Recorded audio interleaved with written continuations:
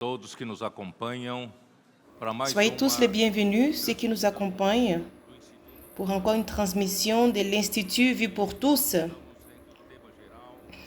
Et nous sommes dans le thème général Philadelphie, que celui qui a des oreilles entende. Et nous parlons au sujet de 7 lettres d'Apocalypse, chapitres 2 et 3, aux églises en Asie mineure. Et cette fois-ci, nous parlons concernant Philadelphie. Et le message 2 a pour titre « La racine des problèmes de l'église d'Éphèse ». Et la lecture de la Bible, c'est Apocalypse chapitre 3, verset 8. Et nous terminons aujourd'hui cet événement les troupes et les capitaines ici à Sao Paulo. Il y a eu plus de 600 participants avec beaucoup de joie, un climat céleste, beaucoup d'expérience, des sorties, la prédication de l'évangile et les échanges d'expériences et comment prendre soin de l'église, comment prendre soin des adolescents. Et nous sommes dans la joie parce que le Seigneur, il nous conduit à une vie d'église à chaque fois plus dans la sphère de la résurrection. Et après avoir vu dans Apocalypse et aussi dans Jean chapitre 20, 21, de la résurrection du Seigneur Jésus-Christ, nous avons vu que le Seigneur va introduire son église dans une nouvelle sphère, dans la sphère de la résurrection. Et l'église est restée très longtemps dans la sphère de la dégradation. Et dans cette fin de temps, le Seigneur a besoin de faire en sorte que son église choisisse, qu'elle puisse sortir de toute dégradation et qu'elle puisse décoller vers la sphère céleste en résurrection. Et au travers de sa parole, la parole prophétique, le Seigneur nous donne des instruments, des outils pour intensifier, pour turbiner tous les outils qu'il nous a donnés au travers du ministère de Frère Dong. Et tout cela fait en sorte que ces outils, dans une séquence, dans une continuité merveilleuse, et aujourd'hui, en 2017, 2019, nous avons vu un grand miracle concernant le coportage, que nous appelons aujourd'hui le coportage dynamique. Et là où nous sommes présents, beaucoup d'évangiles, l'évangile est prêché dans les rues. Et depuis 2019 jusqu'à aujourd'hui, il y a beaucoup de livres qui ont été distribués dans tout le Brésil et aussi dans toute l'Amérique latine et dans le monde entier. Et partout, nous prenons au sérieux cette mission que le Seigneur nous a donnée dans Matthieu 24, verset 14. Il dit qu'il sera prêché cet évangile du royaume dans toute la terre pour rendre témoignage dans toutes les nations. Et c'est alors que la fin viendra. Nous croyons. Et nous sommes les travailleurs de la dernière heure pour faire la volonté de Dieu. Et nous sommes focalisés, comme Jésus était focalisé quand il était ici sur terre, à faire la volonté du Père. Il est venu ici sur terre en obéissance exclusivement pour le Père. Il a souffert ici. Il était mort et il était comme un sacrifice pour produire la rédemption éternelle et pour engendrer son Église. Nous voici, nous sommes ici comme son Église, comme une extension du Seigneur Jésus pour conclure la volonté de Dieu ici sur terre.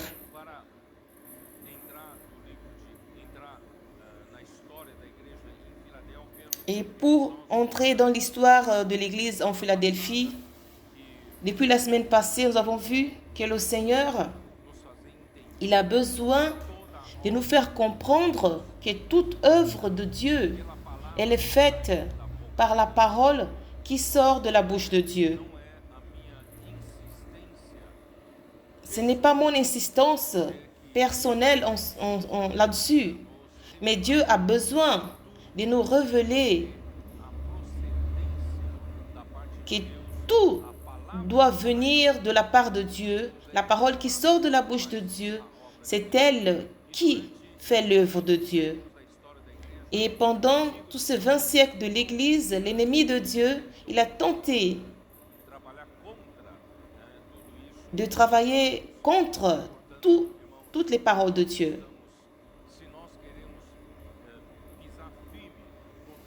Mais si nous voulons être fermes sur le terrain de la vérité, nous devons focaliser là-dessus. Être fidèle dans ce que je parle. Je répète, dans Apocalypse, je dis que la parole qui vient de la bouche de Dieu, elle est toujours une révélation. Ce n'est pas une parole qui vient d'une doctrine ou d'un enseignement, mais c'est la parole de Dieu. Elle se révèle à nous, principalement la révélation de Jésus-Christ. C'est pourquoi, mes frères, Apocalypse, chapitre 1, au verset 1, je ne vais pas parler beaucoup là-dessus, mais il nous montre le commencement de Dieu, comment il a travaillé, comment il travaille sur terre. Et Dieu, il a un groupe de serviteurs dans l'Église, et ces groupes de serviteurs, principalement, qui sont ses prophètes. Et dans l'Apocalypse, chapitre 1, il nous montre que ces groupes de serviteurs, ils sont représentés par les 7 étoiles. Et les 7 étoiles, ce sont les messagers, les anges de l'Église. Aujourd'hui, les leaders dans l'Église, à l'époque de l'Apocalypse, ils ne s'importaient pas avec les charges, mais le Seigneur regarde la réalité. Ceux qui servent le Seigneur sont ceux qui sont les véritables messagers de Dieu pour l'Église. Le messager, ce n'est pas celui qui a son propre message. Un messager de Dieu est celui qui apporte fidèlement le message de Dieu. C'est ce que je cherche à faire fidèlement. Dieu a un message qu'il adresse à l'Église. Il a une parole. Et cette parole donne la direction à l'Église. Et cette parole est un ordre pour l'Église. Et cette parole, elle est la tête de l'Église. Elle conduit l'Église. Et cette parole aussi, elle donne du contenu à l'Église qui est la vérité de Dieu.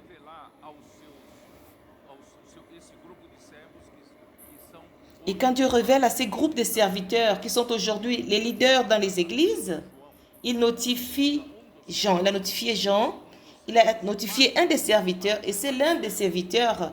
Il transmet aux autres serviteurs et tous les serviteurs, inclus celui qui a reçu la notification, il a la responsabilité d'être un fidèle messager pour transmettre la parole de Dieu à l'Église. Et c'est comme ça que ça fonctionne. Et l'Église, comment elle peut aller de l'avant dans la direction que Dieu veut pour exécuter sa volonté. C'est dans Zacharie chapitre 4, dans la figure de Zacharie, où l'Église est représentée par les sept lampes et un chandelier d'or. Et d'où vient l'huile pour maintenir les 7 lampes allumées? Elles viennent de 2 oliviers. Et de ces 2 oliviers, il y a les des rameaux qui déversent cette huile dorée. Et cette huile dorée, elle remplit et des tubes en or qui cette huile dorée qui représente la parole de Dieu, qui sort de la bouche de Dieu, que nous appelons aujourd'hui la parole prophétique. Et cette huile dorée, elle est répandue, pas directement aux 7 lampes dans le chandelier, mais elle est répandue sur un vase. Et ces vases représentent ce groupe de messagers, ce groupe de serviteurs et prophètes de Dieu qui reçoivent dans ce bec d'or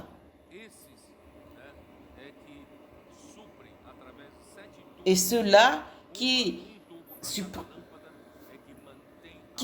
répandent les lampes, qui les maintiennent remplies.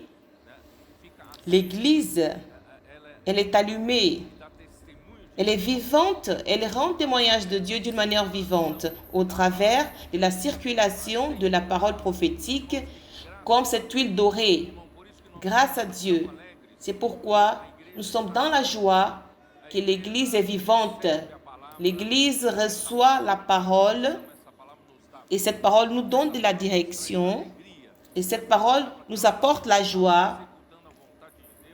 Et clairement, nous voyons qu'elle exécute la volonté de Dieu. Plusieurs personnes sont sauvées. L'église est restaurée dans sa situation, que je parlerai plus à l'avant, plus après, pardon. Et voyons les clergés. Nous voyons comment les clergés travaillent. Ils participent. Et cette situation doit... C'est pourquoi nous restaurons le sacerdoce de chaque membre de l'Église. C'est ce que le Seigneur est en train de faire dans l'Église. Et chaque membre dans l'Église a l'opportunité, par le moyen de l'immersion, d'avoir le contact directement avec la parole qui sort de la bouche de Dieu. Et cette parole fait en sorte que nous recevons cette huile et elle nous fait fonctionner. Grâce à Dieu, nous, principalement aujourd'hui, nous avons des exemples, des modèles.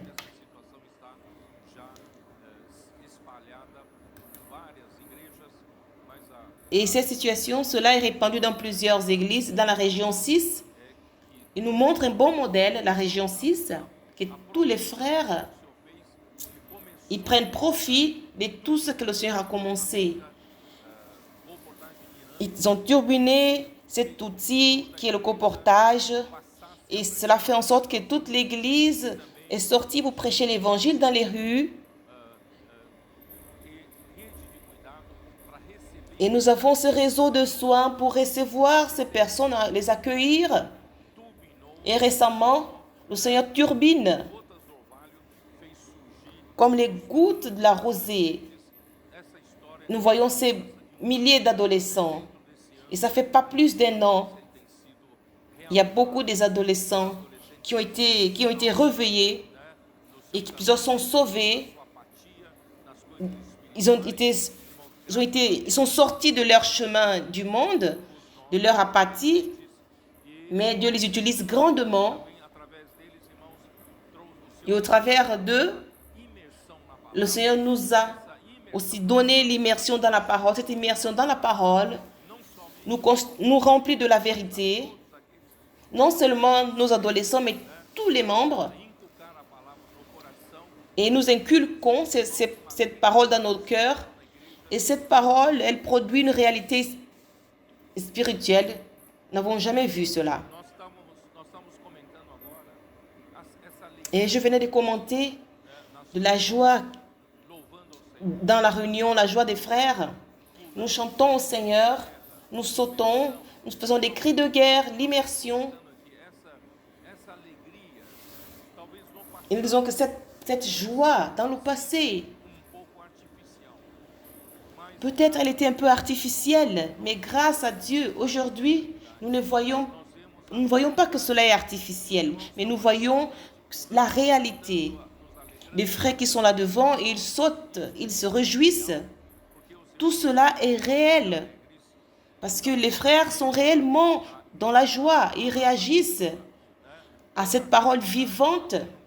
Toute la réalité elle est constituée dans nos adolescents, dans nos jeunes, nos frères les plus âgés, tous reçoivent cette réalité au travers de la parole prophétique. Non pas seulement cela, mais le Seigneur utilise aussi nos adolescents pour amener ce réveil dans nos réunions. Alors profitons-en. Profitons, mes frères. Quand on ne voit pas des réunions, des adolescents, on ressent ce manque. Il y a ce réveil, cette vivacité, cette grande joie. Et nous avons aussi les capitaines. Et cet événement, c'est pour confirmer, les affermir, les troupes et les adolescents. Et nous devons aussi appliquer tout cela dans la vie normale de l'Église. Je ne sais pas si vous accordez de la valeur à cela. Hier, j'ai dit aux frères que j'ai reçu une vidéo qui s'est passée hier. Un groupe des adolescents, des jeunes,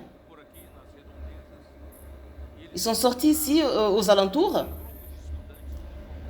Ils ont trouvé un groupe d'étudiants avec les uniformes. Ils allaient faire la visite quelque part. Alors ils ont arrêté ces groupes des étudiants. Ils ont fait l'immersion avec eux. Ils les ont abordés avec courage. Ils ont arrêté ces groupes. Ils ont fait l'immersion. Ils ont fait ensemble le cri de guerre. Et après, ils les ont invités. Venez voir. Mes frères, dans le passé, qui parmi nous, des adultes, avait le courage d'aborder dans les rues un groupe d'étudiants avec des uniformes? Qui aurait pu le faire dans le passé? Même pour les aborder. Qu'allez-vous faire? Vous arrêtez un groupe? Vous allez faire une prédication traditionnelle? Une prédication conventionnelle? Vous n'allez pas gagner ce groupe d'adolescents. Grâce à Dieu, peu à peu, le Seigneur, il nous a montré, il nous a fourni les outils nécessaires pour qu'il fasse son œuvre dans une autre dimension. Les adolescents aujourd'hui, ils ont le courage d'arrêter, ils arrêtent même un jeu de football ou un groupe de danse. Ils sont capables d'arrêter un groupe de gens dans les rues en les abordant. Grâce à Dieu, nous avons l'immersion. Aujourd'hui, où est mon dépliant? C'est là. Vous prenez votre immersion du jour. Vous commencez à faire l'immersion avec ce groupe. Et ce groupe de personnes commence à toucher cette parole. Et ils sont réveillés. Après avoir lu la parole, parce que cette parole a le contenu. Et après avoir touché à cette parole, ils font un cri de guerre. Ils tapent les mains, tous. Ils commencent à rentrer dans le rythme du ciel. Ils font ce cri de guerre. Et à la fin, on les invite. Nous aurons un événement. Venez à la réunion, venez voir. Ils font le viens voir. Et maintenant, nous avons toute une séquence. On n'avait pas auparavant. Mais aujourd'hui, l'Esprit nous a donné ces choses. Qu'est-ce qui vous empêche, qu'est-ce qui nous empêche d'utiliser ces outils pour amener plus de gens pour le Seigneur et utiliser ces instruments pour réveiller l'Église? Alors j'ai ordonné au frère Billy d'établir un service dans l'Église. Ils vont faire une carte au milieu de la semaine. Qui sont les intendants qui ont du temps pour sortir avec une équipe? Qui sont ces intendants? Qui sont ces intendants? Ce sont ceux les frères qui sont plus âgés dans l'église, ceux qui sont plus âgés dans l'église, à partir de 50 ou 60 ans, comme moi, vous faites partie de l'intendant de l'armée du Seigneur. Peut-être vous n'avez pas une vigueur d'un adolescent, mais vous avez l'expérience, la maturité, vous pouvez les fournir ce soutien. Alors l'intendant, vous avez une voiture. Qui est intendant ici? Vous avez une voiture? Alors vous allez utiliser votre voiture. Vous allez donner votre nom à Billy. Et vous allez dire, je suis libre. Mardi, mercredi, soir. Je suis disponible. Et les frères prendront. Ils vont voir aussi les jeunes, les capitaines. Ceux qui peuvent être conduire un groupe. Je serai libre telle nuit ou telle nuit. Les adolescents aussi qui peuvent participer. Alors vous allez faire cette recherche. Il y a plusieurs équipes. L'équipe est formée par un intendant qui a la voiture, un capitaine ou deux capitaines et 2 ou 3 adolescents. Vous allez tous dans une voiture. Vous allez demander dans votre groupe familial. Dans votre groupe de famille. Il manque un peu de vitalité, n'est-ce pas? Allez-y, invitez. Qui est dans le groupe de famille? Vous ne sentez pas ce besoin de les inviter? Alors dites, Bill, mercredi soir, nous avons ces cellules du groupe de famille. Cette équipe peut aller dans votre groupe familial. Vous pouvez faire viens et vois, inviter les voisins, les gens qui sont aux alentours, et vous les amenez chez vous. Vous êtes disposés, vous êtes disponibles. Et cela va rénover notre groupe familial, n'est-ce pas? Et vous, frères, vous êtes ce fidèle auditeur de la live de jeudi. Si vous voulez qu'une équipe va dans votre maison pour assister ensemble avec vous, dites Bill, jeudi soir chez moi, j'ai un grand téléviseur et ma salle est grande, venez chez moi. Nous allons les inviter. Et c'est dans votre département. C'est un peu conventionnel. Un peu sans... Vous avez peu de joie. Vous pouvez appeler 2 ou 3 équipes comme ça. Dans notre département, les réunions de samedi, nous avons besoin de ces équipes. Faisons cela, mes frères. Movimentons toute l'Église. L'Église ne peut pas seulement être une Église qui vient que le dimanche matin. Nous devons être des sacrificateurs vivants de Christ. Mais même en ayant ma profession, mais le temps que vous avez, vous êtes un sacrificateur de Dieu, un membre vivant du corps de Christ. Je ne veux pas être mis à côté. Qui veut être mis à côté? Personne ne veut être mis en arrière. C'est pourquoi utilisons cela, ces outils. Que nos adolescents ne restent pas seulement juste là devant, mais ayons un peu plus de vitalité toute la semaine, durant la semaine. Nous pouvons faire de mouvements et gagner d'autres personnes pour le Seigneur. Nous allons donner au Seigneur cette église en Philadelphie, dans une autre dimension. Ce n'est pas rempli des choses religieuses, conventionnelles, traditionnelles, qui ne nous permettent pas de sortir du sol. Mais nous voulons décoller. Le Seigneur veut nous faire décoller. Seigneur Jésus. Très bien. Seigneur Jésus.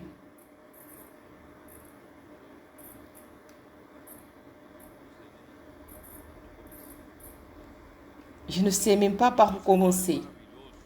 Bien-aimés frères, le Seigneur est merveilleux.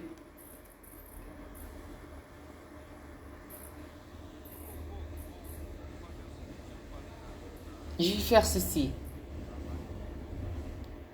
J'ai parlé dans un live. C'était samedi. Je ne me souviens pas très bien. Dans l'évangile de Jean, que nous avons terminé de lire,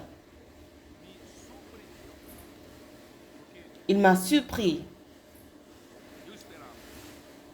parce que j'attendais de voir dans tout l'évangile de Jean extraire plus cette vision de comment Dieu veut nous donner la vie éternelle et comment Dieu va nous édifier. Mon but, c'était vie et édification. Et au travers de l'évangile de Jean, Dieu parlait de cela. Mais au commencement, j'ai remarqué que l'évangile de Jean, pour que Dieu puisse nous donner la vie et l'édification de l'Église, il existe un instrument principal,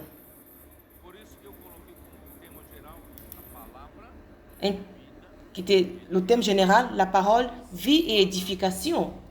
Parce que sans la parole, on n'avait pas comment Dieu nous donnait sa vie. Et sans la vie, il n'y avait pas comment y avoir l'édification. La parole, elle constitue les outils principaux de l'évangile de Jean. Et dans tout l'évangile de Jean, vous voyez la difficulté que Dieu avait pour convaincre le peuple d'Israël, premièrement, qu'il, par amour aux hommes, il a envoyé son propre fils, son fils unique.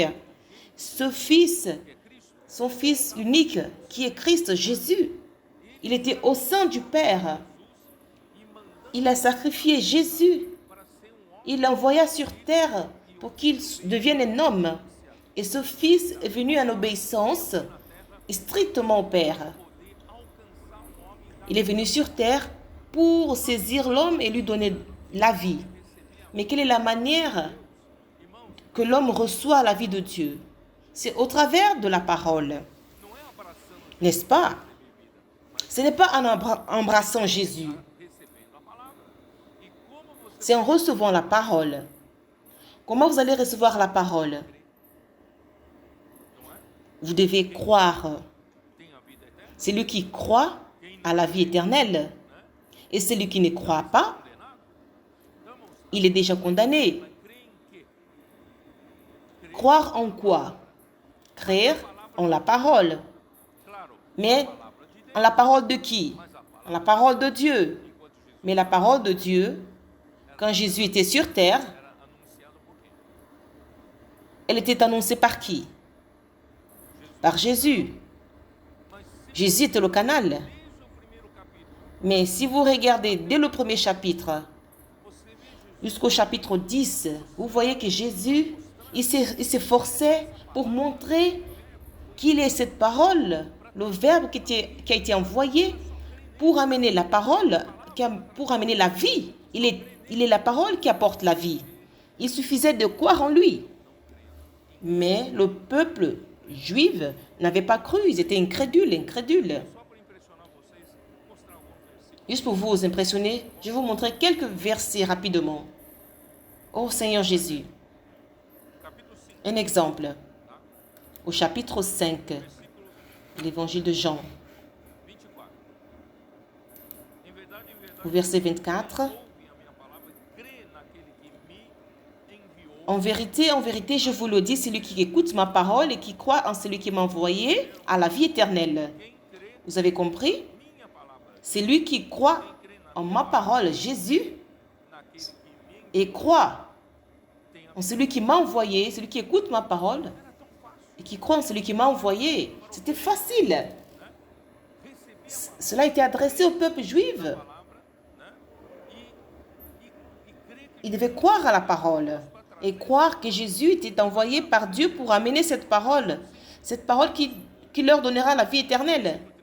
Mais ce peuple-là n'ont pas cru. Au verset 30, je ne puis rien de moi-même. Selon que j'entends, je juge, et mon jugement est juste parce que je ne cherche pas ma volonté, mais la volonté de celui qui m'a envoyé. Quelqu'un m'a envoyé. Je ne suis pas ici par ma propre volonté. J'ai été envoyé par Dieu. Et Dieu m'a envoyé. Il m'a demandé de parler et je vous parle cette parole pour que vous gagniez la vie éternelle. Il suffit d'y croire, mais le peuple n'a pas cru. Voyez au verset 36. Moi, j'ai un témoignage plus grand que celui des gens, car les œuvres que le Père m'a donné d'accomplir, ces œuvres même que je fais, témoignent de moi que c'est le Père qui m'a envoyé. Le Père m'a envoyé.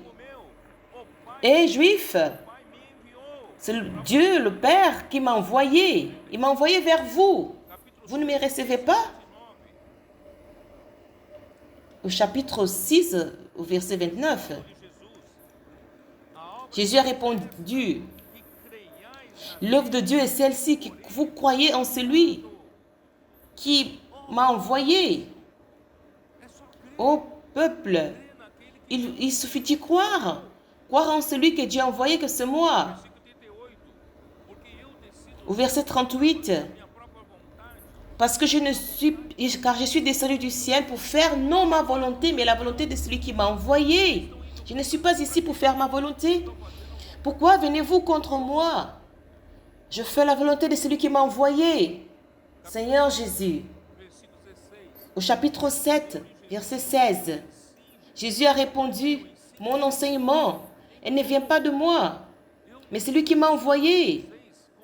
Je ne vous enseigne pas avec mon enseignement, avec ma doctrine.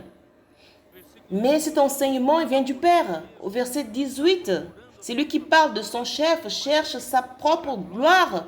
Mais celui qui cherche la gloire de celui qui l'a envoyé, celui-là est vrai. Il n'y a point d'injustice en lui. Je ne cherche pas ma propre gloire. Celui qui cherche sa propre gloire, celui-là n'est pas le véritable. Mais Jésus, il cherchait la gloire du Père. Ce n'est pas pour lui. C'est pourquoi il est le véritable. Et en lui, il n'y a point d'injustice. Vous pouvez voir dans tout l'évangile de Jean. Chapitre 8, verset 16. Si mon jugement est véritable, ce n'est pas moi. Je rends témoignage. C'est lui qui m'a envoyé qui rend témoignage de moi. Je ne juge pas tout seul, c'est le Père qui juge. Seigneur Jésus.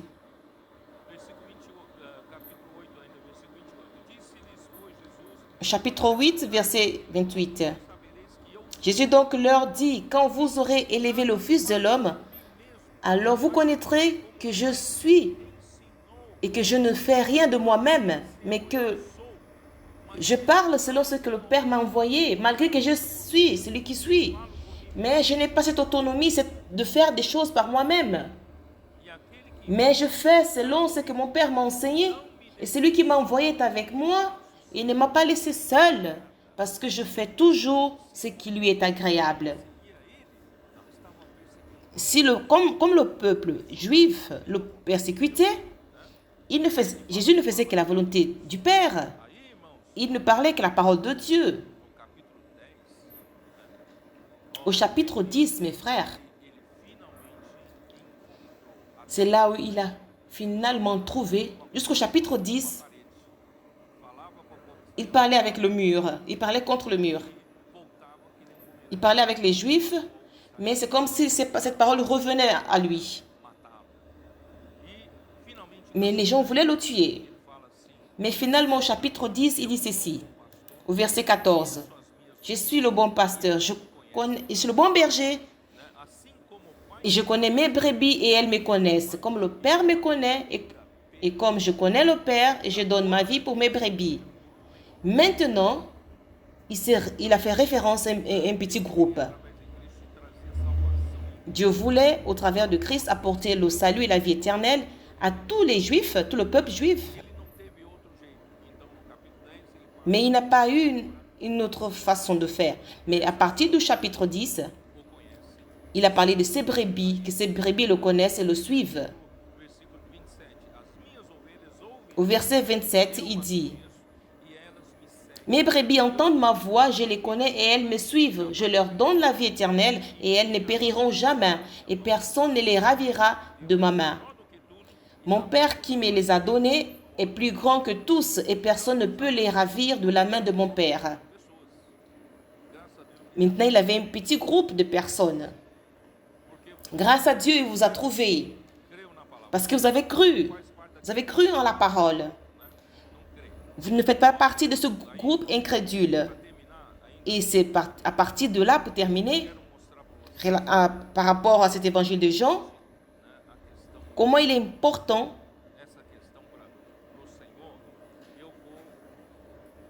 que le Seigneur... Je vais directement au chapitre, voyons dans le chapitre 17 de Jean. Au verset 6, nous dit ceci. « J'ai fait connaître ton nom aux hommes que tu m'as donnés du milieu du monde. Ils étaient à toi et tu me les as donnés. Ils ont gardé ta parole. » Il a dit, « J'ai fait connaître ton nom aux hommes que tu m'as donnés du milieu du monde. Ils étaient à toi et tu me les as donnés. Et tu me les as donnés, ils ont gardé ta parole. » Quand vous gardez la parole prophétique, ce n'est pas la parole d'un homme. Quand vous gardez cette parole, vous gardez la parole de Dieu, la parole du Père. Maintenant, ils reconnaissent. Maintenant, ils ont connu que tout ce que tu m'as donné vient de toi. L'origine, c'est Dieu. Si l'origine n'est pas Dieu, l'œuvre de Dieu ne peut pas être faite. Car je leur ai donné les paroles que tu m'as données. Jésus est un canal, il transmettait tout simplement. Alors je cherche juste à transmettre cette parole.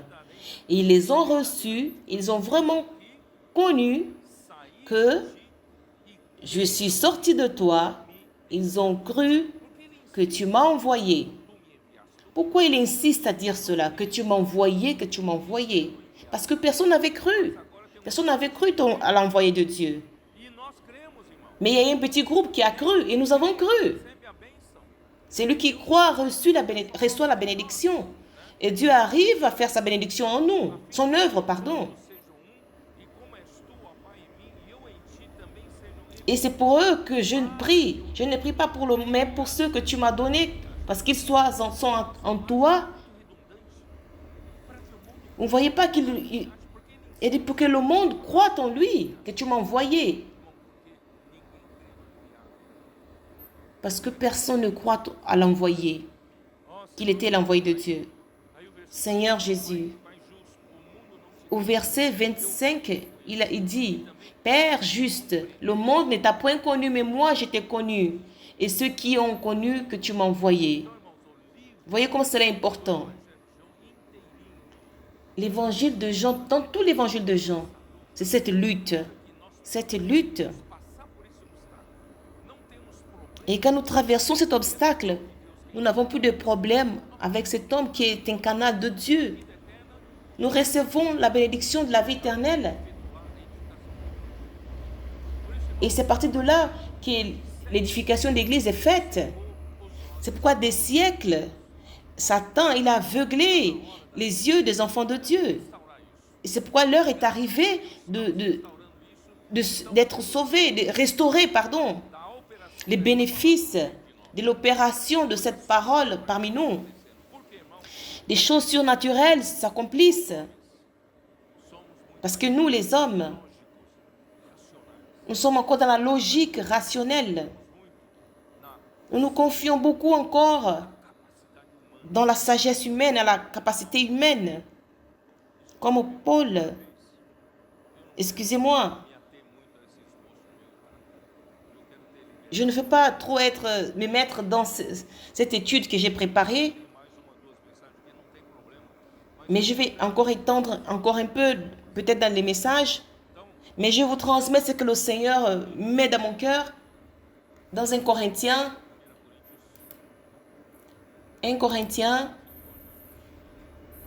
Seigneur Jésus, voyons dans 1 Corinthiens chapitre 1,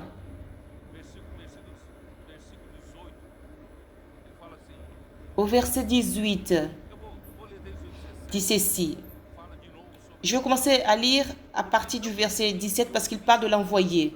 Ce n'est pas pour baptiser que Christ m'a envoyé, c'est pour annoncer l'évangile. Paul était l'envoyé de Dieu à son époque. Et cela sans la sagesse du langage, afin que la croix de Christ ne soit pas rendue vaine. L'envoyé de Dieu, il n'a pas le droit d'utiliser sa propre parole, moins encore utiliser la sagesse de parole, du langage, des techniques et de la rhétorique. Nous voulons être fidèles à ce que Dieu veut nous dire. Il dit que la parole, afin que la croix de Christ ne soit pas rendue. Car la prédication de la croix est une folie pour ceux qui périssent. Parce que la parole est la puissance de Dieu. Je détruirai la sagesse des sages et j'en entirerai l'intelligence des intelligents. Où est le sage? Où est le scribe? Où est le disputeur de ce siècle? Dieu n'a-t-il pas convaincu la sagesse du monde? Car puisque le monde, avec sa sagesse, n'a point connu Dieu dans la sagesse de Dieu, il a plu à Dieu de sauver les croyants par la folie de la prédication. Les hommes sages n'ont pas cru. Les Juifs, ils se prennent pour des intelligents. Ils n'ont pas cru à l'envoyé de Dieu. C'était une folie pour eux quand Jésus prêchait. Mais nous avons cru. Nous avons cru par la folie de la prédication. Les Juifs demandent des miracles, les Grecs cherchent la sagesse. Mais nous prêchons Christ crucifié, scandale pour les Juifs et la folie pour les païens. Mais puissance de Dieu et sagesse de Dieu pour ceux qui sont appelés tant Juifs que Grecs. Pouvoir, la puissance de Dieu et sagesse de Dieu. Ça ne doit pas être ma puissance, ni la puissance d'un homme, ni la sagesse d'un homme. La parole de Dieu, elle est la puissance de Dieu et la sagesse de Dieu. Confions-nous en cela. Ne vous confiez pas à votre sagesse, ni à votre capacité, ou à votre puissance. Seigneur Jésus. Au chapitre 2.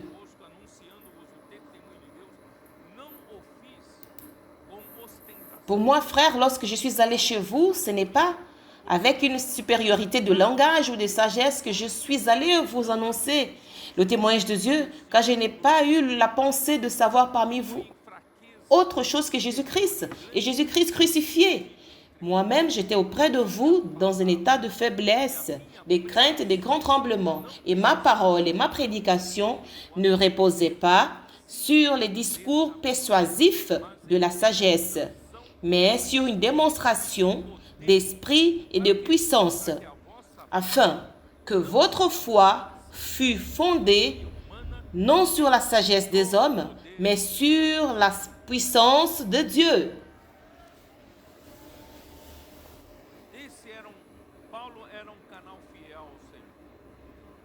Paul était un canal fidèle à Dieu. Il n'a pas utilisé la sagesse de son langage ou la rhétorique, son éloquence, ni la sagesse humaine, mais il a été fidèle à transmettre la parole de Dieu, qui est Christ, et la parole de Dieu, elle est la puissance de Dieu, elle est la sagesse de Dieu. Grâce au Seigneur, même au temps de Moïse, vous êtes fatigué peut-être de m'écouter, mais je dois vous dire cela. Nombre chapitre 12, au premier verset, nous montre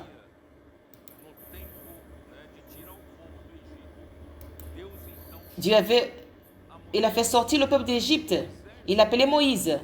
Et Moïse, quand il a été appelé, il ne se jugeait plus capable de quoi que ce soit.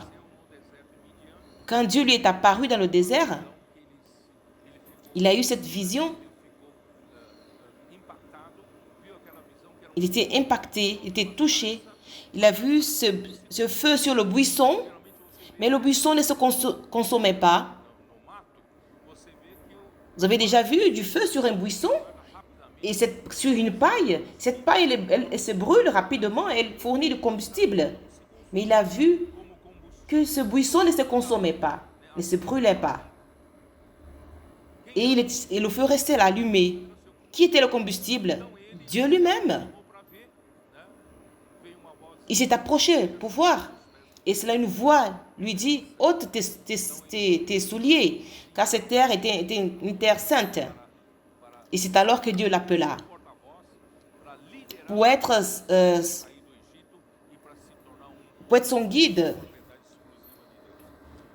pour être ce peuple qui est la parole exclusive de Dieu. Il a été envoyé par Dieu.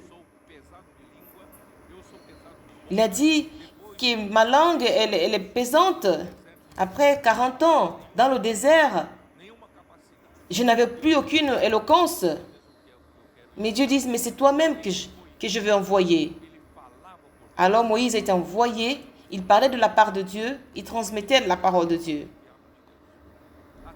Et c'est difficile d'être l'envoyé de Dieu. Même ses frères n'ont pas cru qu'il était l'envoyé de Dieu. Sa sœur Myriam et son frère Aaron, ils ont parlé contre Moïse parce qu'il s'est marié avec une femme éthiopienne. Alors, le Seigneur il parle seulement par Moïse. Moïse, tu prends cette parole comme si c'était la tienne, c'est toi seul. Dieu ne parle pas au travers de nous. Aujourd'hui, c'est la même chose. Pourquoi il n'y a que lui? Pourquoi seulement Jésus? Pourquoi seulement Paul? Mais en vérité, dans la séquence, nous voyons que Dieu a d'autres prophètes, bien sûr. Au verset 6, il dit, écoutez bien mes paroles, lorsqu'il y aura parmi vous un prophète, c'est dans une vision que moi, l'Éternel, je me révélerai à lui. C'est dans un songe que je lui parlerai. Il n'en est pas ainsi de mon serviteur Moïse. Il est fidèle dans toute ma maison. Moïse, c'est un prophète à qui j'ai confié ma maison. Est-ce que vous avez écouté la différence? Il y a des prophètes et prophètes. Prophète Moïse lui a été confié, le Seigneur lui a confié l'administration de toute la maison. Et les autres prophètes l'auxilient, l'accompagnent, l'aident.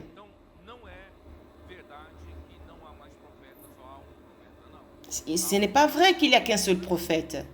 Il y a un prophète qui est responsable pour toute la maison, mais il y a d'autres prophètes qui le suivent, qui suivent la parole prophétique de Dieu. Et de bouche à bouche, je lui parle clairement, face à face, parce qu'il voit la forme du Seigneur.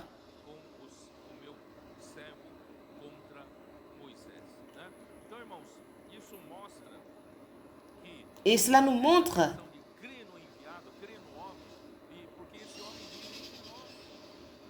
parce que cet homme, il vit parmi nous.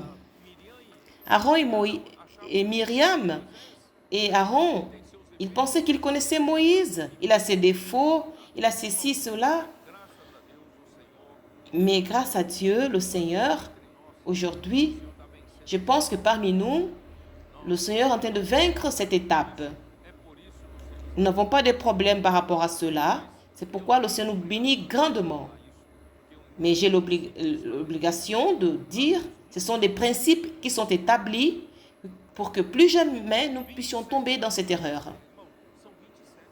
20 siècles de la dégradation, c'est 2000 ans, trompés par cela. L'Église est tombée au fond du puits. Nous ne voulons pas permettre que Satan nous fasse retourner dans la dégradation. Et c'est pourquoi je enfatise, je vous parle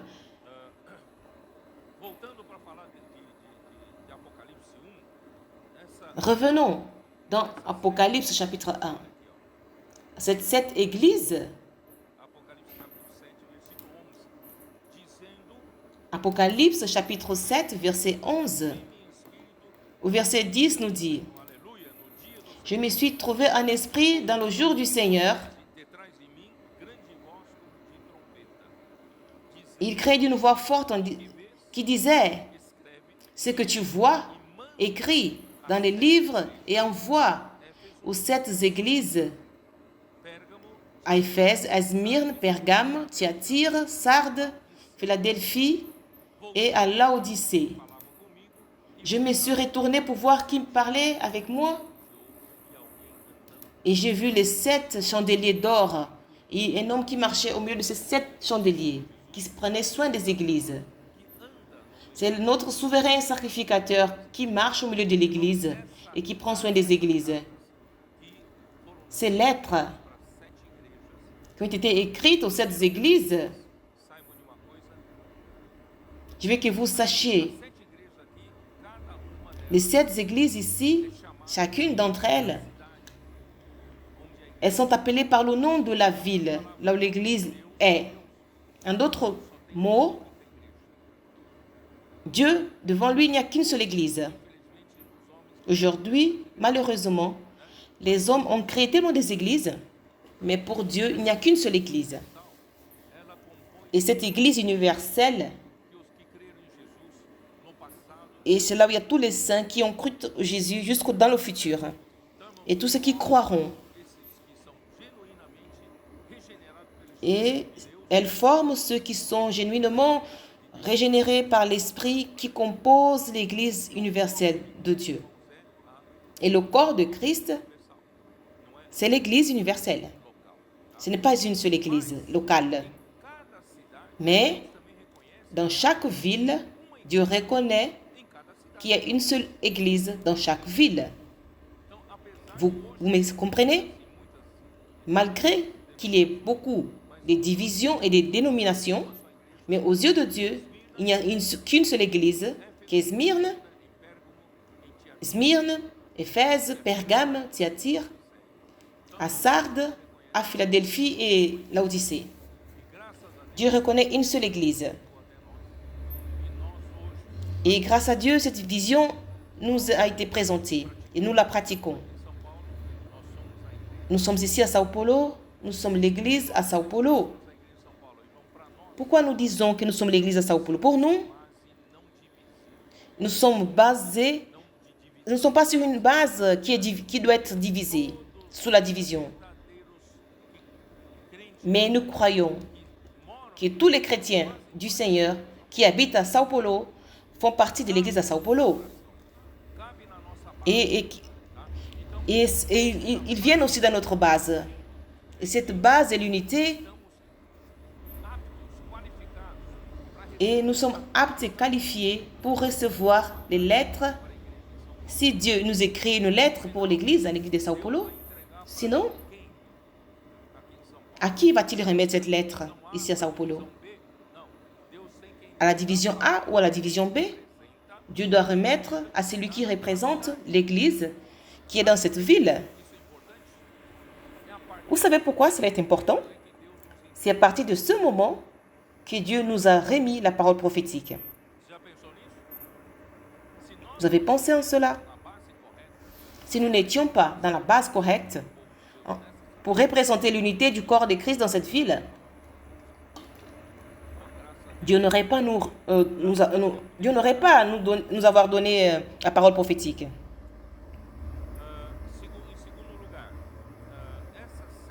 Deuxièmement, ces 7 églises, elles sont du fait des 7 églises existantes en Asie mineure. L'Asie mineure, c'est là où se trouve la Turquie aujourd'hui. Mais d'autre part,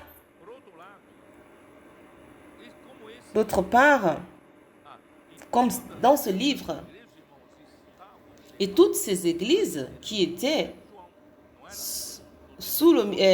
au commandement du ministère de Jean.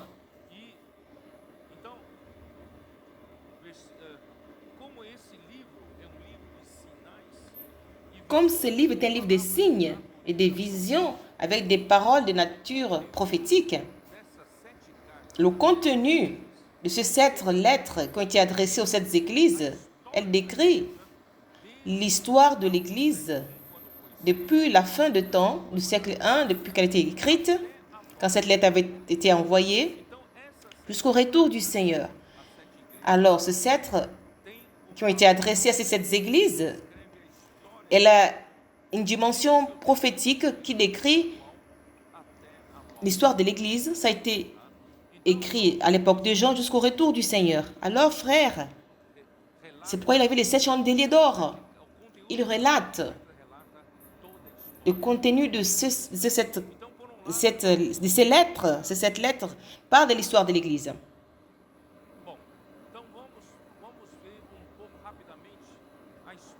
Voyons rapidement l'histoire de l'Église au temps des apôtres, comme elle était.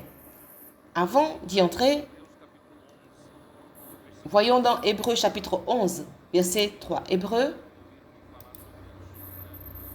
vous avez déjà entendu parler de cela. Je vais vous présenter cette clarté. Hébreux 11, 3, c'est par la foi que nous connaissons que le monde a été formé par la parole de Dieu, en sorte que ce qu'on voit n'a pas été fait des choses visibles et des choses qui n'apparaissent point. Comment Dieu a formé cet univers? Comment Dieu a créé toute la création? C'est par la parole. Il n'est pas allé confectionner. Il est tellement puissant que sa parole, c'est la puissance de Dieu qui a réalisé toute la création. Si l'univers a été formé par la parole de Dieu, l'œuvre de Dieu, est-ce qu'elle n'est-elle pas aussi faite par la parole de Dieu? Vous pensez qu'il a changé son mode d'emploi? Il continue à faire sa parole au milieu de la parole. Encore dans la nouvelle création, Dieu a davantage besoin de sa parole pour créer la nouvelle création. Je veux que vous prêtiez attention. Le visible a existé des choses invisibles. Dieu, il est esprit. Et Dieu dans la sphère céleste. Dieu est dans l'éternité. Et quand il a créé, il nous a créé un monde visible. Et nous sommes nés dans ce monde visible et nous avons grandi dans ce monde. C'est pourquoi nous sommes limités. Nous sommes limités par ce que nous voyons. Vous connaissez le monde par ce que vous voyez, n'est-ce pas? Depuis que vous vous considérez comme quelqu'un, vous êtes conscient de votre existence, vous connaissez le monde par les choses que vous voyez. Mais maintenant, à l'Église, dans la nouvelle création, nous devons aller au-delà de cela. Parce que le monde visible, il est limité par le temps et par l'espace. Le monde visible, il est limité par ce que nous voyons. Nous sommes très limités par le fait que nous sommes régis et limités par le temps et l'espace. Notre pensée, elle est logique. Et nous sommes rationnels. Ce qui n'est pas logique, nous ne croyons pas. Ce qui n'est pas rationnel, pour nous, ça n'existe pas. Mais mes frères, le monde visible, je vais attirer votre attention. Le monde visible a été créé à partir du monde invisible. Et le monde invisible, il n'est pas limité ni par le temps ni par l'espace. Le monde invisible, en vérité, je ne sais même pas si je peux utiliser ce terme monde, mais c'est dans la sphère de Dieu.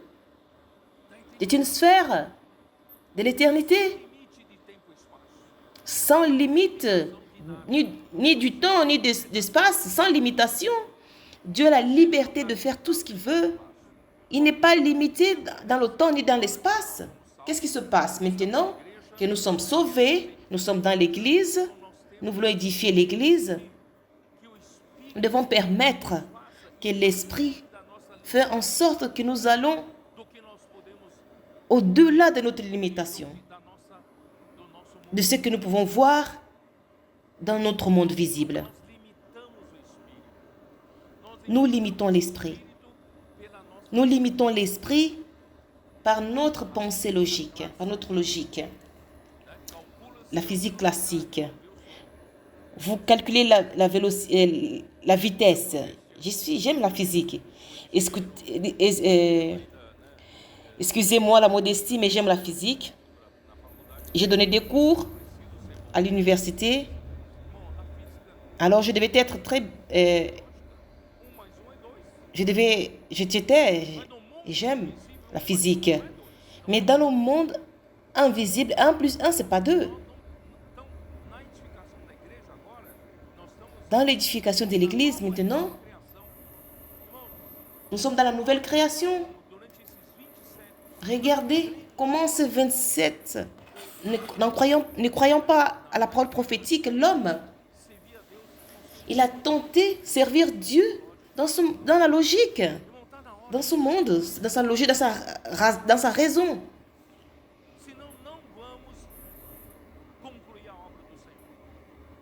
Sinon, nous n'allons pas conclure l'œuvre de Dieu. L'œuvre de Dieu, ce que Dieu veut faire, c'est une œuvre de la nature de Dieu, dans la sphère terrestre.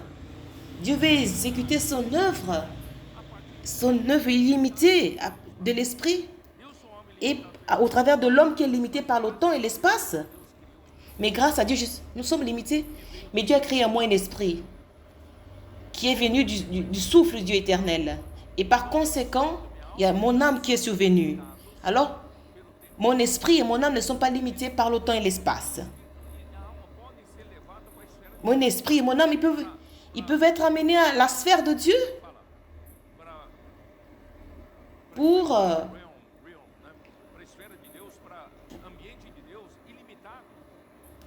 dans l'ambiance de Dieu illimitée. C'est pourquoi, qu'est-ce que nous faisons? Le Seigneur est en train d'enlever notre limitation. Ce n'est pas logique. Il n'y a pas de logique.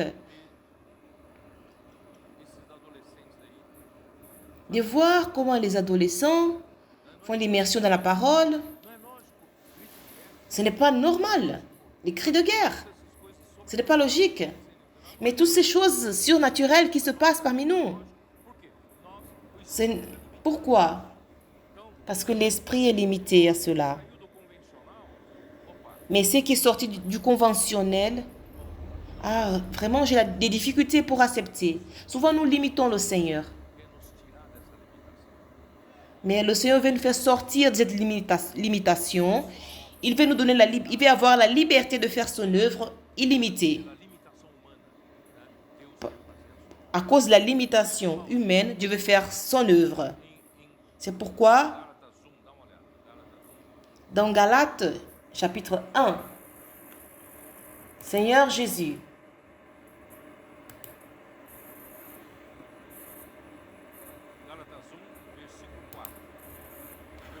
Galates, chapitre 1, verset 4, qui s'est donné, notre Seigneur Jésus-Christ, qui s'est donné lui-même pour nos péchés, afin de nous arracher du présent siècle mauvais, selon la volonté de notre Dieu et Père, à qui soit la gloire au siècle des siècles. Amen. Jésus-Christ, il s'est donné pour nous, par nos péchés, avec un but. Ce n'est pas seulement par le pardon des péchés. Le but, c'est pour nous arracher de ce monde pervers, mauvais. Ce monde mauvais, ce n'est pas seulement ce monde de perversité, du péché, mais de toute limitation humaine. Même ce que je venais de lire dans 1 Corinthiens, chapitre 1. Mais nous faire sortir de la sagesse humaine, la capacité humaine, la puissance humaine. Tout cela fait partie de ce monde terrestre. Ce monde terrestre, si nous sommes emprisonnés, nous n'arrivons pas à nous délivrer pour faire des choses supérieures. C'est pourquoi il est mort pour nos péchés, pour nous arracher, nous enlever, nous déraciner. Il ne veut plus qu'on ait des racines sur cette terre. Laissez que l'esprit et la liberté, l'Église, laissez Dieu faire dans l'Église ce qu'il veut. C'est pourquoi nous, les adultes, nous avons des difficultés. N'importe quel changement, nous avons des difficultés. C'est pourquoi le Seigneur dit dans Matthieu 18, nous devons nous convertir, nous devenir comme des enfants. Si on ne devient pas comme des enfants, tu ne pourras pas rentrer dans le royaume des cieux. Parce que dans le royaume des cieux, il n'y a pas de limite d'espace, ni de la logique, ni du temps, mais c'est Dieu. Il n'y a pas de limitation, l'esprit agit. Je ne sais pas, Seigneur Jésus, c'est pourquoi le Seigneur veut faire de nous une nouvelle création. 2 Corinthiens chapitre 5, 17. Oh Seigneur Jésus, je suis en train de m'efforcer pour voir si vous recevez cette charge, cette fardeau. Paul dit, si quelqu'un est en Christ, il est une nouvelle créature. Mais si vous pouvez voir, juste en bas, une nouvelle créature ou de la nouvelle création. Si quelqu'un est en Christ, il est une nouvelle créature. Les choses anciennes sont passées et voici, toutes choses sont devenues nouvelles. Ce sont des choses passées. C'est quoi les choses passées? J'ai la nostalgie, je sens un manque. Comme on se réunissait auparavant. Vous êtes attachés, vous êtes emprisonnés dans le passé. Cette ancienne manière de faire. Nous sommes une nouvelle création maintenant. Si quelqu'un est en Christ, il est une nouvelle création, une nouvelle créature. Et pour cela, c'est pourquoi les choses anciennes sont passées. Devenons comme un enfant. Les adolescents nous aident aussi à être simples pour que l'esprit ne puisse pas trouver d'obstacle dans ma pensée. Qui parmi vous n'a pas eu de difficulté avec l'immersion? Quand on parlait de l'immersion, je n'arrive pas à accepter cela. Mais quand les adolescents ont commencé des cris de guerre, n'en parlons. Les cris de guerre, mon Dieu. Maintenant, l'église est comme une armée. Cris de guerre. Frère, vraiment, on n'était pas habitué. Mais si nous sommes en Christ, nous nous adaptons facilement avec ce que le Seigneur est en train de faire. Parce que l'Esprit sait ce qui vient de Dieu, ce qui ne vient pas de Dieu. Mais grâce au Seigneur, celui qui est en Christ est une nouvelle créature, une nouvelle création. Et dans Galates chapitre 6,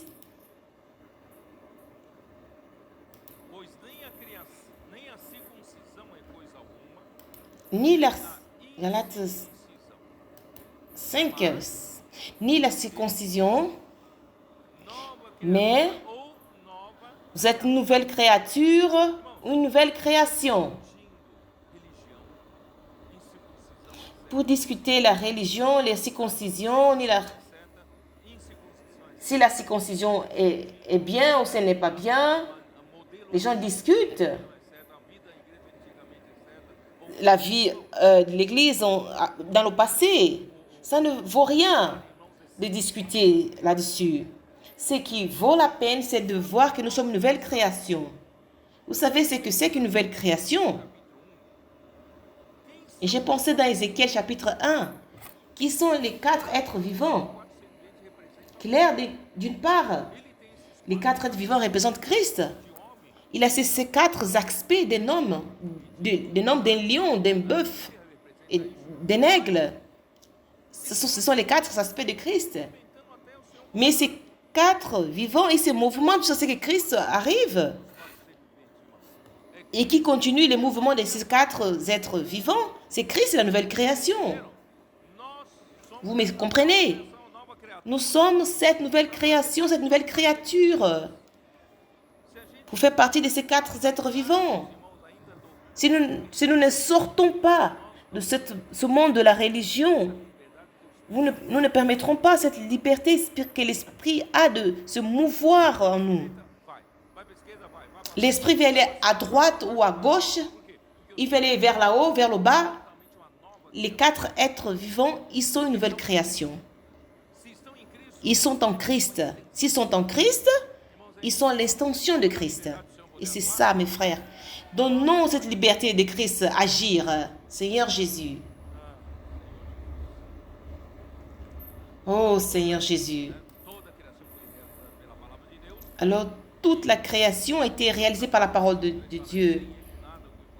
Jean 1, 3 dit que sans... Et Colossiens, on dit que toutes choses ont été faites par le moyen du Seigneur. Colossiens 1, 16. En lui ont été faites toutes choses dans les cieux et sur la terre, les visibles, les invisibles, trônes, dignités, les principautés, les autorités, tout a été créé par le moyen de lui et par lui. Aujourd'hui, la même chose continue. La nouvelle création a été créée par lui et pour lui, par le moyen de la parole et pour lui.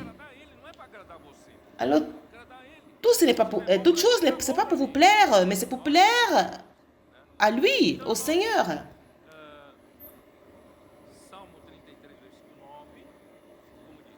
Au psaume 33,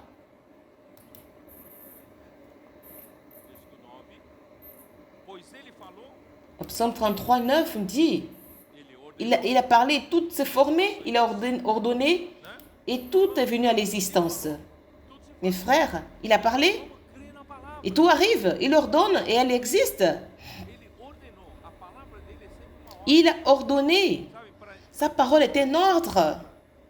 Pour que Dieu réalise son œuvre, sa parole doit être un ordre. Il a dit qu'il y ait la lumière, ce n'est pas un ordre, c'est l'impératif. Le verbe est à l'impératif, qu'il y ait la lumière, il a eu la lumière. La parole est un ordre. La parole de Dieu, quand elle parle à l'Église, c'est un ordre. C'est au travers de la parole que les choses sont réalisées, il ordonne et tout existe. La parole de Dieu est un ordre. Ça doit être un ordre pour réaliser des choses. Au Proverbe 8, Proverbe chapitre 8, 22.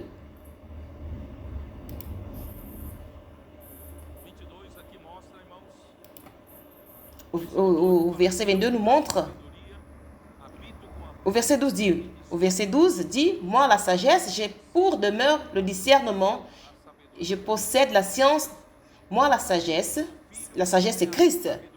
Christ, le Fils, il est la sagesse. La sagesse de Dieu, c'est la sagesse elle-même. Au verset 22, l'Éternel m'a créé la première de ses œuvres, avant ses œuvres les plus anciennes. J'ai été établi depuis l'éternité, dès le commencement, avant l'origine de la terre. Je fus enfanté quand il n'y avait point d'abîme, point de source chargée d'eau. Avant que les montagnes soient fermées, quand il arrive, au verset 30, il dit, j'étais à l'œuvre auprès de lui et je faisais toutes ces choses. Ces jours, ces délices. Je faisais les jours des délices, jouant sans cesse en sa présence, jouant sur le globe de sa terre. C'était une vie de bonheur. Le Père et le Fils vivent dans une joie totale. Le Père et le Fils, ils n'ont besoin de rien. Parmi eux, entre eux, il y a le bonheur. Mais il a fait en sorte que toute chose soit créée. Vous savez pourquoi? Parce qu'il veut inviter les hommes à participer de ce bonheur.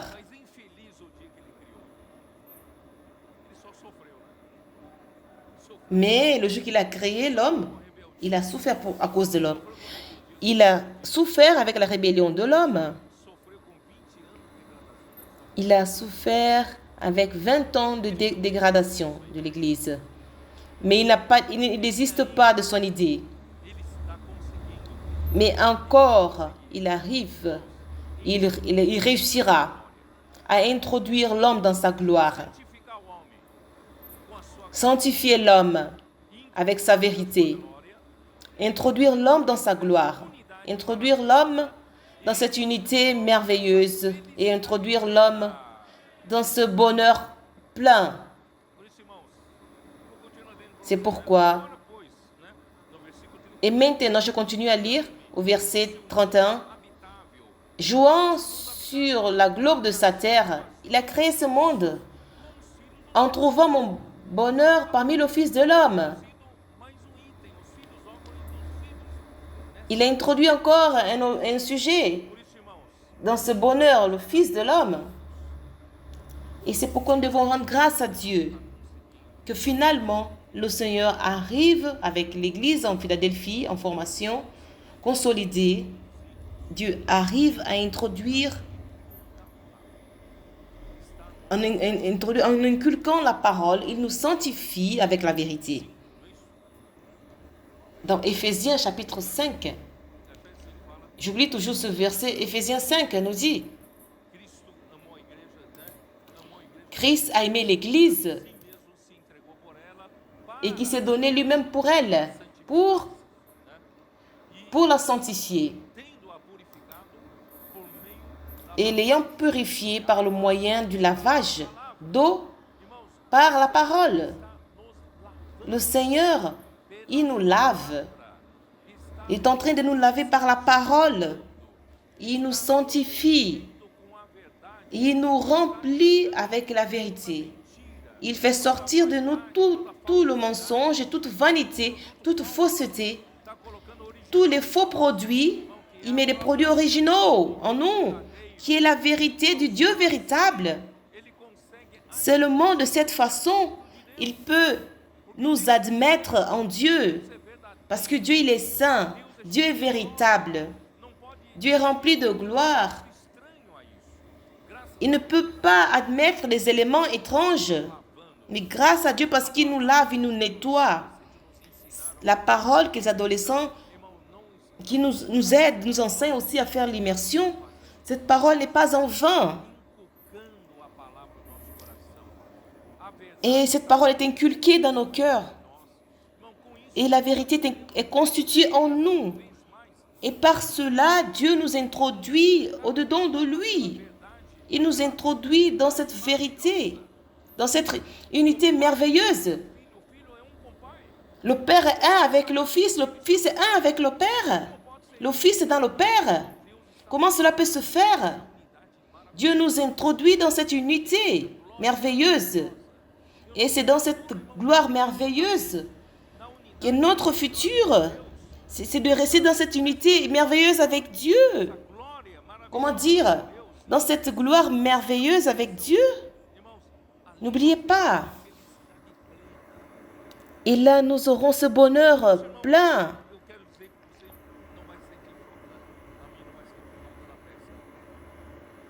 Et vous, amis, tu ne sentiras pas ce manquement de faire la pêche. Mais nous serons dans un bonheur et nous serons très contents. On n'aura besoin de rien. Pour toute l'éternité, nous vivrons dans ce bonheur total avec Dieu. Plus jamais, vous vous sentirez aimé par Dieu. Et vous serez plongé dans un amour. Et tu sentiras tellement de joie et de bonheur. Croyez en ce que je vous dis. Et ce jour-là, vous direz, Pedro, tu avais raison. Ce serait un grand bonheur. C'est pourquoi ça vaut la peine aujourd'hui de prendre ce chemin, d'inculquer la parole, de nous constituer avec la parole, avec la vérité. Seigneur Jésus. Philippiens, chapitre 2. Seigneur Jésus, pour que tout cela se passe, Notre Seigneur Jésus a payé un prix. Et qui a pris la partie, la pire de part? Qui a péché, c'est l'homme. Mais c'est l'homme qui a transgressé la parole. Le péché est entré en nous, le monde, la mort a dominé le monde, domine. Et cette mort a été donnée à tous les hommes. Nous avons ruiné la volonté de Dieu. Et qui a payé le prix pour que Dieu puisse avoir cette liberté de faire sa volonté? Philippiens 2, 5 nous dit: ayez en vous les sentiments qui étaient en Jésus-Christ, lequel, existant en forme de Dieu, n'a point regardé comme une proie arrachée d'être égal à Dieu, mais s'est dépouillé lui-même en prenant une forme de serviteur, en devenant semblable aux hommes, et ayant paru comme un simple homme. Je vais attirer votre attention. Qu'il a pris la forme d'un serviteur. Il a dit: Père, je vais pour être un homme. Je vais relever ces êtres humains qui sont tombés, mais je vais aller à une condition. Mais je vais comme un roi. Mais Dieu a dit: non, tu ne pourras pas y aller comme un roi. Tu dois aller comme un serviteur. Tu dois leur donner une leçon de serviteur. Serviteur humble, obéissant, en faisant ma volonté. Alors volontairement, il a assumé la forme d'un serviteur. Vous savez qu'un serviteur, un esclave, il n'a pas droit à un salaire. Il n'a pas droit à l'heure. Il n'est pas sous la loi. La loi n'est pas appliquée. Il n'a pas de repos. N'est-ce pas? Alors, notre Seigneur Jésus, il est venu en obéissance totale au Père. Il a assumé cette forme de serviteur. Il a pris cette forme de serviteur. Il s'est humilié lui-même et rendant obéissant jusqu'à la mort, même jusqu'à la mort de la croix. C'est pourquoi aussi Dieu l'a souverainement élevé. Il lui a donné le nom qui est au-dessus de tout nom, afin qu'au nom de Jésus, tout genou fléchisse dans les cieux, sur la terre et sous la terre, et que toute langue confesse que Jésus-Christ est Seigneur, à la gloire de Dieu le Père. D'une part, Jésus s'est humilié, il a obéi, il a souffert par obéissance au Père. Mais notre Dieu est un Dieu juste. Il a récompensé d'une manière souverainement, d'une manière souveraine. Et Dieu a donné un nom qui est au-dessus de tout nom. Ne pensez pas que toute la souffrance sur terre que vous traversez à cause de son royaume pour prêcher l'évangile dans les rues, amener des gens, prendre soin des gens. Ne pensez pas que cette obéissance à Dieu et à la parole prophétique, qu'elle ne sera pas récompensée. Elle sera récompensée. La récompense, peut-être qu'elle n'est pas dans ce monde présent, mais dans le monde à venir, vous serez récompensés. De la même manière que Christ a été récompensé, Dieu vous exaltera. Si aujourd'hui vous vous humiliez, Dieu vous exaltera. De la même manière,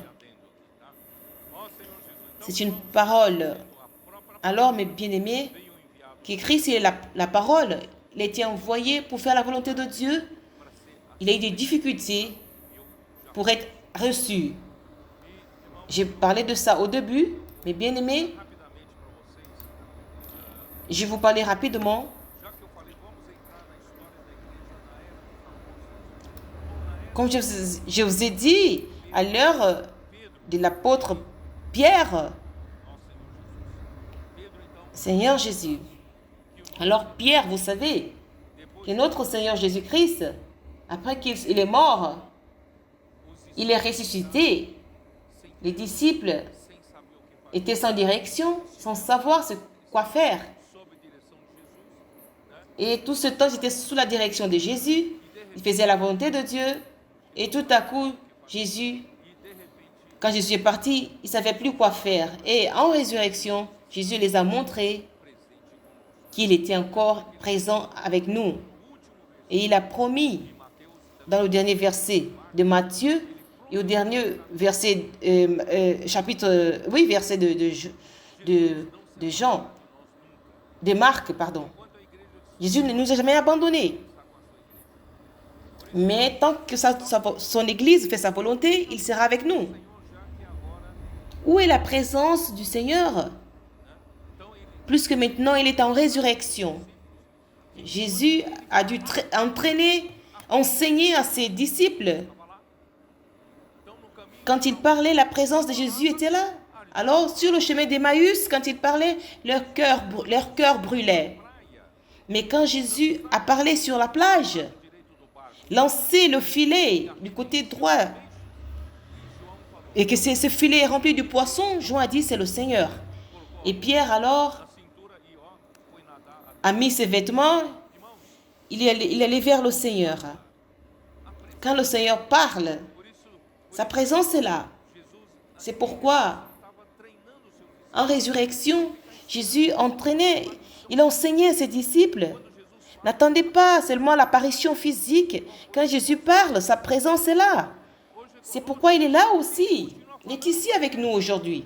Parce qu'il continue à parler à l'Église. Et s'il ne parlait pas à l'Église, alors nous serons dans le désespoir. Sans la parole du Seigneur, il n'y a pas la présence de Jésus. Mais Jésus a dit qu'il sera avec nous jusqu'à la consommation du siècle. Il a fait, après sa résurrection, il est resté 40 jours. Il parlait concernant le royaume des cieux dans Actes chapitre 1. Il parlait à ses disciples et après, il a dit aux disciples d'attendre la promesse du Père et qu'il répandra de son esprit pour engendrer l'Église. Et dorénavant, Christ, il a remis la responsabilité de l'œuvre de Dieu à l'Église. Vous avez compris? Jésus est parti. Il est assis à la droite de Dieu. Mais en même temps, il est ici avec nous. Pourquoi? Parce qu'il doit gouverner l'Église pour continuer la volonté de Dieu. Et cette responsabilité, il nous l'a remis. Vous et moi avons cette responsabilité de continuer à faire la volonté de Dieu comme Jésus l'a fait. Et ces 27 Galiléens, ils ont attendu la répansion de l'Église et de l'Esprit. Et le jour de la Pentecôte, le Seigneur, il a engendré son Église à Jérusalem. L'Église était engendrée à Jérusalem. C'est dans Actes chapitre 2, voyons rapidement. Actes chapitre 2.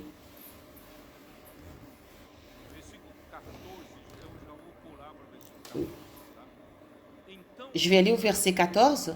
Alors, c'est cela?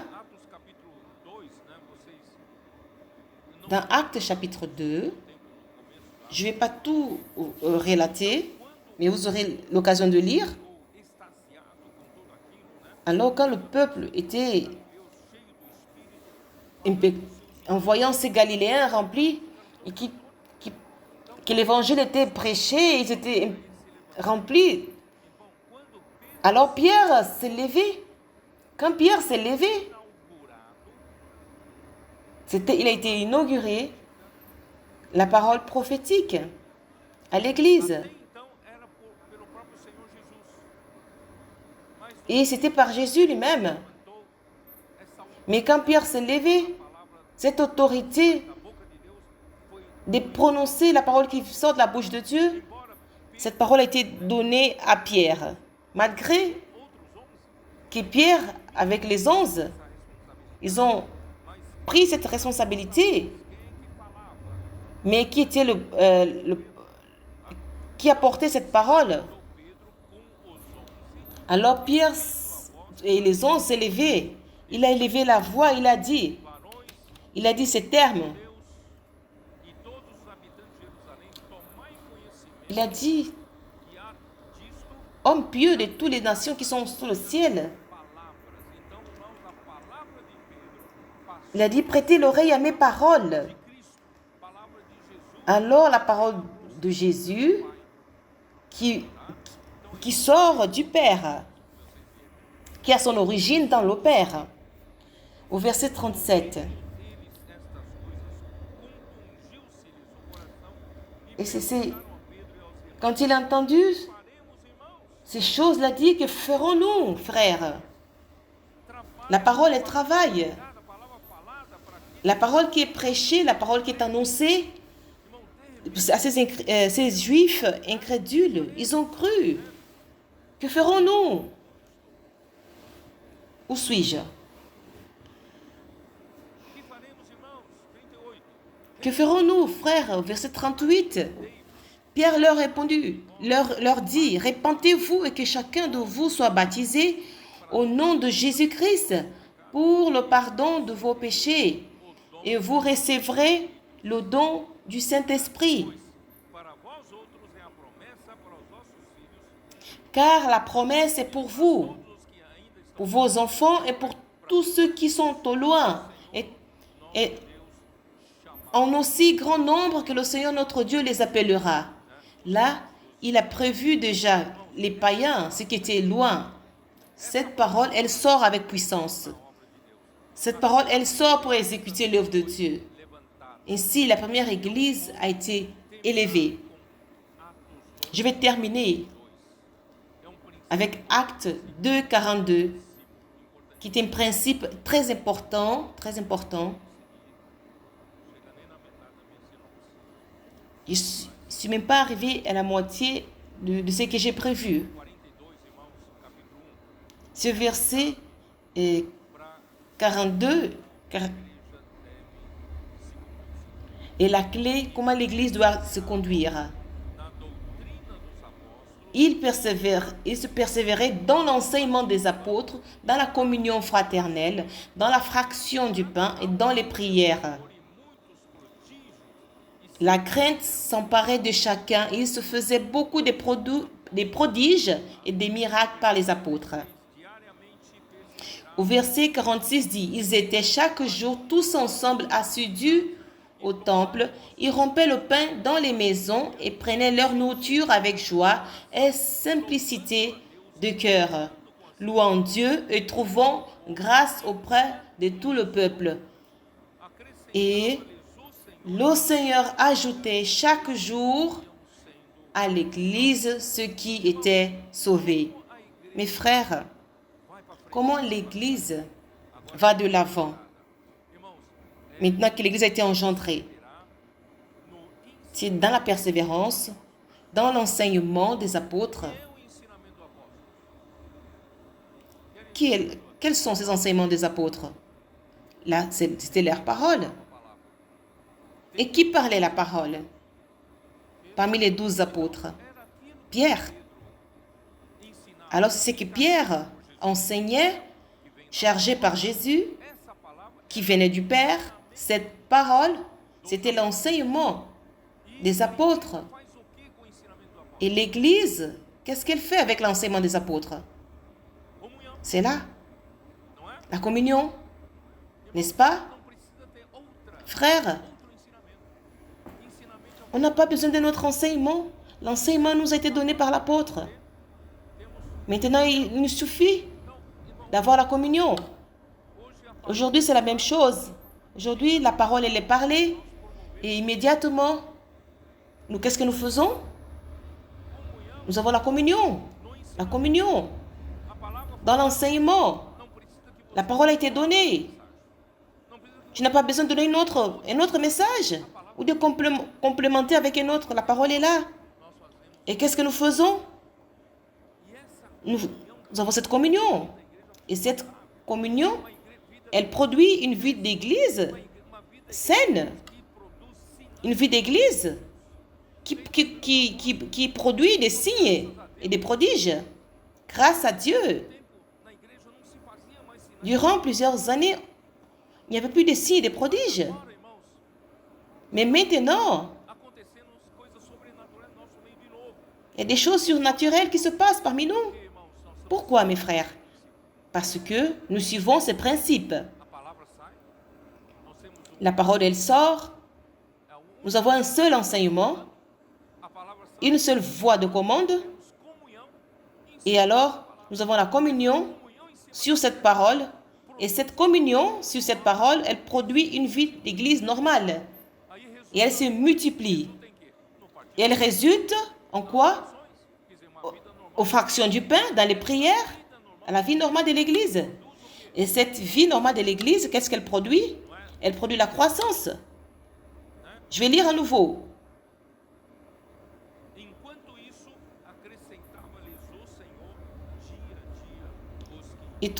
Et le Seigneur ajoutait chaque jour à l'église ceux qui étaient sauvés.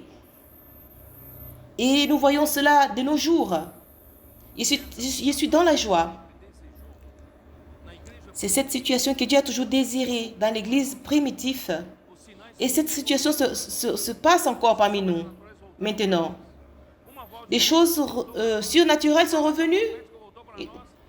La parole prophétique est revenue pour nous. Et nous avons la communion au-dessus de cette parole. Et cette parole, elle se confirme. Confirmée par l'Esprit, elle exécute l'œuvre de Dieu. Alors nous nous décollons de tout ce qui est traditionnel, du monde religieux. L'Église, elle décolle, elle est arrachée. Nous voulons donner au Seigneur une Église qu'il désire, qu'il a tant désirée. Donnons au Seigneur ce qu'il a tant désiré. Dorénavant, pratiquons, mes frères. Tous les frères comme des sacrificateurs, membres qui fonctionnent. Utilisons nos adolescents pour nous aider, nos jeunes pour nous aider. Et tous, prenons soin les uns des autres. Pétrons-nous en prêchant l'Évangile. Donnons au Seigneur une maison spirituelle, une habitation de Dieu en esprit, pour que le Seigneur puisse finalement se reposer et que le royaume de Dieu soit introduit ici sur terre. Jésus est le Seigneur. Amen.